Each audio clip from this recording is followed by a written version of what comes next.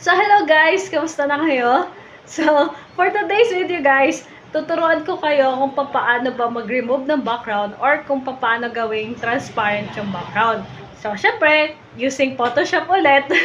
So, yun guys, ang dami kasi nagtatanong sa akin sa my comment section kung paano ko ba ito ginagawa.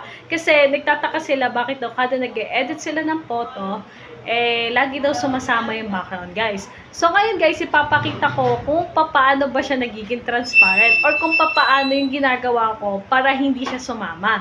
So, yun, guys, syempre, dahil ito yung pinakamaraming tanong, ito yung gagawin ko sa video na to. O, diba, guys? Binabasa ko yung comment ninyo.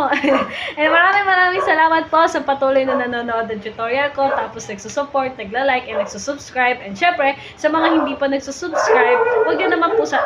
Natahol yung aso. Ayan, okay na. So, yun guys, syempre sa mga... ang ingay talaga.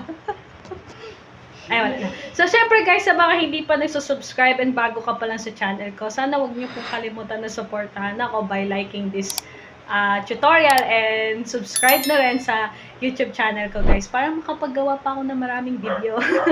Guys, bago ako mag-start ng tutorial, gusto ko lang sanang sabihin sa inyo guys na kailangan nyo makita yung difference ng white background or ng transparent background. Kasi hindi naman porket na naka-white background ka na is ibig sabihin transparent na yun. No? So, syempre magkaiba po siya. Kapag naka-white yung background mo, kapag inedit mo siya, pag kinuha mo yung mismong image, sasama pa rin siya. Pero kapag naka-transparent yung background nyo, yung mismong image niya or yung mismong subject nyo, iyon lang yung makukuha ninyo guys. So, kailangan malaman natin yung difference doon. So, okay ba tayo guys? So, syempre, huwag na tayong magpaligoy-ligoy pa. Simulan na natin kasi nagmamadali din ako.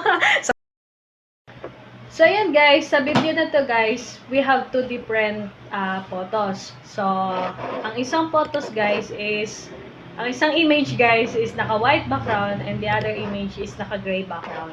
So, tong white background guys is hindi pa to naka-transparent. Paano ko ba malalaman kapag hindi siya naka-transparent? Syempre guys, nasasama yung background niya. So, check natin guys. So, click natin tong buong image and gamitin natin tong move tool. So, ayan guys, sumasama siya. Syempre guys, ang kailangan lang natin is yung mismong subject niya. 'Di ba? So, ano bang gagawin ko para ma-remove ko yung background niya, guys? Madali lang yun, guys. So, punta tayo dito, guys, sa pambura. So, dito sa Magic Eraser Tool. So, click mo lang yan. And, syempre, since yung subject lang ang kailangan natin and kailangan natin mabura yung background, so, click natin tong Magic Eraser Tool doon sa mismong background, hindi sa mismong subject niya. So, click ko lang siya dito, outside. Yan. So, yun, guys. Ibig sabihin yan guys, kapag ganyan ang itsura niya, ibig sabihin yan is naka-transparent background siya. And kapag ganito ang itsura ng isang image guys, meron pa siyang color na ganito or white or something ibig sabihin yan guys is hindi pa siya naka-transparent background. So kapag kinuha ko yan, itong mismong subject guys, yan, sumasama na siya. Pero syempre, since hindi pa siya naka-transparent lahat, sasama pa tong side na to. Kasi hindi pa transparent tong side na to. So, gagawin na lang natin guys, isuulitin natin ulit yung tool na ginamit natin. Tapos, i-click natin ulit siya sa side na meron pang white background. So, click natin siya dito. So, yun guys, nawala na siya. Pero, ang naging problema naman guys is nadamay yung damit ng model natin. Kasi, kaya siya nadamay guys, kaya ito yung ginawa kong sample para medyo mahirap na. So, para naka-encounter na kayo ng ganito, it's hindi na kayo mahihirapan pa. So, kaya siya nasama guys, kasi naka-white yung suot ng model natin. Kasi, ang binubura ng Magic Eraser Tool is yung background niya. Tapos, yung damit nung magkakulay, yung damit tsaka yung background. So, nadadamay siya guys. So, paano yung gagawin natin? So, Control-C natin para bumalik siya sa dati. So, ang gagawin natin dyan guys is mano-mano lang siya. Kiklik lang natin tong eraser tool guys. So, buburahin lang natin tong side na to. Siyempre, mano-mano ko siyang buburahin guys. Yan. Tapos, iiwasan ko yung pinakadamit niya. Yan. So, ganun lang siya guys. Then, dito sa side na to, ganun din. So guys, pwede kayo magpalit ng brush dito sa taas kasi yung brush natin is, di ba tinuro ko na ito nung mga nakaraang vlog ko. Kailangan magpalit tayo ng brush kasi yung brush niya is, yung pinaka side niya is masyadong naka-glow. So, papalitan natin yan guys ng hindi siya naka-glow. So, yan guys. Click nyo lang yon and then click natin tong side na to, yung binubura natin. Okay? So, yan guys. Yan. Diba? So, ganun lang siya guys. Siyempre, buburahin nyo rin to kasi meron siyang, doon, meron siyang, tawag dito, merong buhok. So, I think buburahin nyo na rin yung buhok na yan para hindi siya masama sa pag-print nyo. Okay? So, yun guys. So, pag kinuha natin yan, gagamitin na natin itong move tool. So, pag kinuha natin yan, see? Hindi nakasama yung background niya. So, burahin ko na itong side na ito. So, yun guys. So, hindi nakasama yung background niya, di ba guys? So, ganun lang siya kadali guys. Pero may mas madali pa dyan. So, ulitin ko siya. So, Ctrl-C lang. Ctrl-C lang. By the way guys, ang gamit kong Photoshop is Photoshop CC. So, magkakaiba po yung version ng Photoshop. Kaya, iba-iba po yung ways na tinuturo ko sa inyo kasi hindi tayo possible na hindi tayo pare-parehas ng ginagamit. Kaya, isa-isa ko siyang tinuturo sa inyo. So, kung gumagamit kayo ng Photoshop CC, guys, mas madali lang siya. So, ang gagawin nyo lang, guys, select nyo lang to, yan. Ito. So, pag-select nyo, guys, is, So, mali pala. I-click nyo lang tong Quick Selection Tool, guys. Yan, yung Quick Selection Tool, guys. Ito. So, sa Quick Selection Tool, matik na yun, guys. Makakakita kayo ng Select Subject. So, click nyo lang yung Select Subject. So, yan, guys. Wait na lang natin. And, kukunin niya yung mismong subject. Yun, guys. Kinuha niya na yung mismong subject, guys. So, pag nakuha na siya, guys, click nyo lang tong mask. So, pag click nyo yung mask, guys, iyon na siya.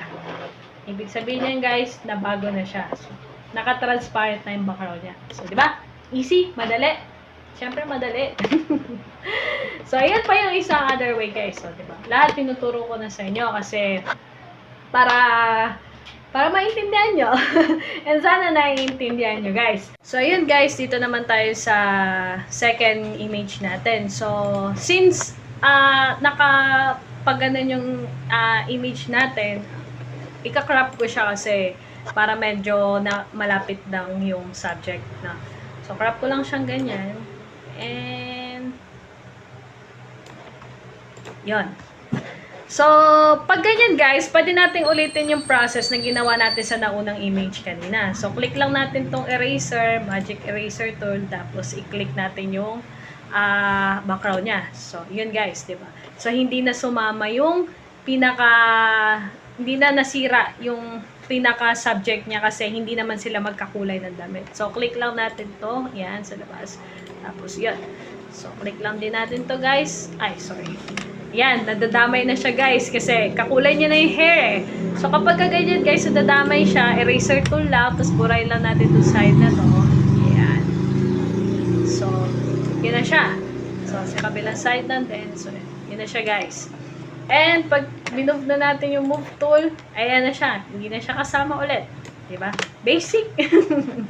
So, ganun lang guys. And then, ulitin ko. Ctrl-C ko ulitin ko yung isa pang way. So, crop ko siya ulit. And, check ko lang. Tapos, gamitan ko lang ng quick selection tool. Tapos, select subject. So, wait na lang natin. And, tagal. So, yun guys. Nakuha na siya. Tapos, add mask. So, yun guys. Tapos, kunin natin siya ulit. O, diba? Ibig sabihin yan guys, naka-remove na yung background niya. And guys, kung wala kayong quick selection tool and wala kayong select subject guys, gaya ng meron sa Photoshop CC, pwede nyo naman siyang imano-mano guys. So, click nyo lang tong quick selection tool again. And then, kuhanin nyo tong pinaka-subject. So, yan siya. So, mano-mano nyo siyang gagawin guys kasi alam ko sa ibang version kasi ng Photoshop is hindi siya nakikita yung select subject. So yun guys, syempre kailangan make sure na nakuha nyo lahat, pati yung tenga, kasi kapag hindi nyo yan kinuha, may iwan siya dun sa may background. So kapag na-click nyo na lahat, so click nyo lang ulit tong add mask and then yun na ulit siya. So pwede nyo na siyang ulit kuhanin. So ibig sabihin yan guys, naka-remove na yung background niya. To, diba? So, madali guys. Siyempre, diba? Basic lang. So, ganun lang siya guys. Pero yung pinaka-last natin guys, is ito talaga pinakamadali siya guys.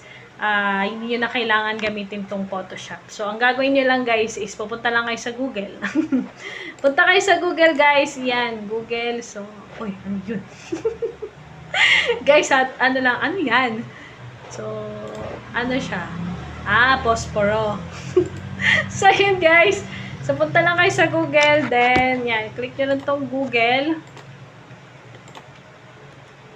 Tapos, to guys, madali lang talaga to guys. Ito na talaga yung pinakamadaling way para maka-remove kayo ng background guys. And free lang siya. So yan. Background remover guys. So search nyo lang siya sa Google. Tapos yan, lalabas na siya guys. Tapos click nyo lang to. Tapos, yan, wait lang natin. So upload image. Upload nyo lang yung image na gusto nyo i-remove guys. Tapos kunyari, itong picture ko.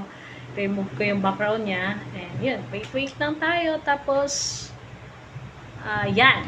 Naka-remove na siya. Tapos, i-upload nyo lang siya. So, upload nyo lang siya. Ay, upload. Download pala. Sorry. So, da-download nyo lang siya, guys. Yan, naka-download na siya. Ayun na siya. So, pag naka-download na siya, guys, yan, click nyo lang. Tapos, yan, pag naka-block na siyang ganyan, guys, ibig sabihin no, naka-remove na yung background niya. So, para mas makita nyo guys, punta tayo sa Photoshop again, tapos Control Open, tapos punta tayo dito sa Downloads, tapos yun na siya. Tapos yan. Yan. Diba? Naka-remove na siya guys. Diba? So, ganun na siya kadali guys. Sana meron kayong natutunan. So, syempre guys, yun lang, hanggang dito lang yung tutorial natin. So, sana naiintindihan nyo po yung lahat ng ways kung paano ko po nire-remove yung background, guys. And syempre, guys, sana wag nyo pong kalimutan na mag-like and mag-subscribe dito sa video ko, dito sa tutorial ko, guys, para ganahan naman akong magturo ulit sa susunod. So, thank you so much, guys. And by the way, guys, meron po akong Facebook page, guys. Baka po meron kayong mga hinahanap na printing services and baka po available po dito sa small business ko, guys. And wag niyo po akong kalimutan kontakin, guys. So, ilalagay ko po yung link doon sa my description, guys, kung ano pong page yung ginagamit ko. And wag niyo po sanang kalimutan mag-like and mag-follow. And syempre guys, wag nyo na rin po sanang kalimutan na mag-like and mag-follow sa aking mga social media account. So ilalagay ko rin po lahat dito sa yung link sa description box guys. Now, so maraming salamat guys. Sana may natutunan po kayo sa video na to guys. And sorry para ako nagmamadali kasi nasa trabaho po ako today. So maraming salamat po sa inyo guys. So sa susunod ulit guys, kapag meron po ulit akong ituturo. And syempre, mag-vlog din po ako ng iba-iba. Basta kung ano lang maisip ko.